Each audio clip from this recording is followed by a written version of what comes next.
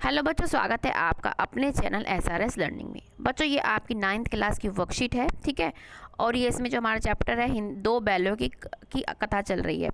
ये क्या है? ये पुनरावर्ती कार्यपत्रक है। गद्यांश को पढ़कर हमें इसके क्या उत्तर देने हैं। हम पहले इसको पढ़ेंगे ढंग से, फिर इसके हम उत्तर देंगे।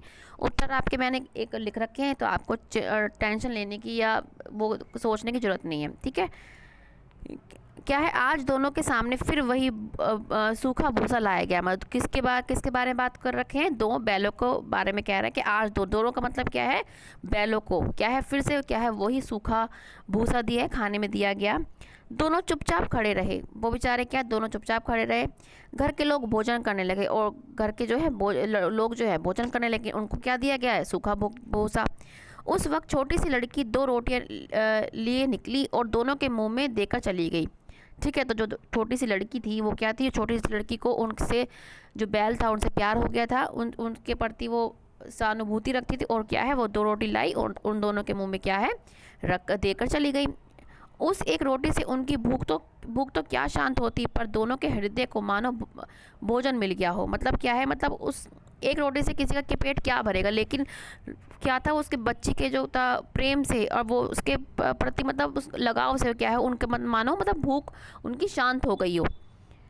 यहाँ भी किसी सज्जन का वास है। वो सोचने लगे कि यहाँ पे भी कोई बहुत है सज्जन है। मतलब सज्जन मतलब बहुत ही अच्छे लोग हैं। वो किसको मान रहे हैं? वो लड़की को कह रहे हैं बहुत ही अच्छी वो सज्जन है। लड़की भैरव की बेटी थी। भैरव कौन है? उसके पिता है। उसकी माँ मर चुकी थी। सौतेली माँ से मारती रहती थी। जो लड़की थी उसकी क्या है, अपनी जो असली माँ थी उसकी वो क्या है, मर चुकी थी। और जो सौतेली माँ थी उसे बहुत मारती थी। इसलिए उन बैलों से उसे एक प्रकार की आत्मीयता थी। मतलब आत्मीयता मतलब अपनापन था। क्यों? क्योंकि जो है उसकी माँ उससे मर गई थी। उसे पता था कि प्यार का मतलब क्या होता है, प्रेम वो जानती थी।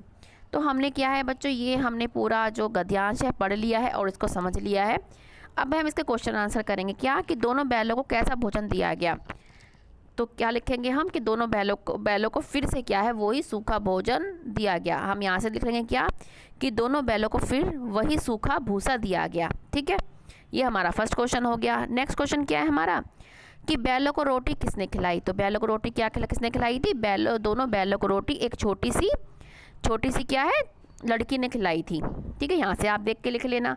नेक्स्ट क्वेश्चन है हमारा कि उस एक रोटी से उनकी भूख तो क्या शांत होती, पर दोनों के हृदय को मानो भोजन मिल गया हो। इस वाक्य का आशय स्पष्ट करो। मतलब इस वाक्य का मतलब क्या है? तो क्या है कि इस वाक्य का आशय यह है कि प्रेम और मोह से दोनों बैलों की भूख तृप्त हो गई। तृप्त मतलब भर गई मतलब। और जितना आवश्यक पेट के लिए भोजन होता है उतना है आवश्यक हृदय के लिए प्रेम होता है। मतलब वो प्रेम पाकर उसका लड़की से क्या है, उनकी भूख तो मतलब मानो ख़त्म ही हो गई, शांत हो गई। मतलब किसके कारण? के छोटी सी बच्ची के प्रेम और मोह के कारण, ठीक है। नेक्स्ट क्वेश्चन क्या है हमारा कि छोटी लड़की के पिता का क्या नाम था? तो छोटी लड़की के पिता का नाम क्या था बेटा? भैरव। क्या था? भैरव। आप यहाँ से लिख लेना कि छोटी लड़की के पिता का नाम भैरव था। अब है नेक्स्ट क्वेश्चन और लास्ट क्वेश्चन कि लड़की को बैलों से आत्मीयता मतलब अपनापन क्यों था?